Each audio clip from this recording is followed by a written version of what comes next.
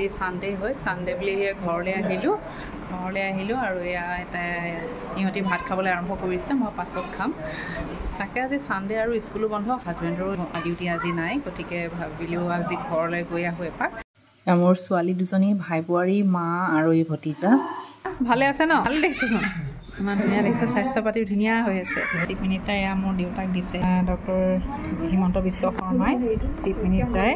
এয়া বিহুৱান এখন দিছে বৰ ধুনীয়া বিহুৱান এখন দিছে দেই দেখুৱাইছোঁ আপোনালোকক খুলি পিনে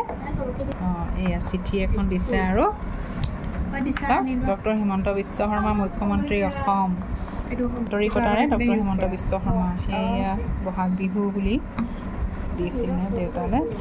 তেখেতলৈ বহুত বহুত ধন্যবাদ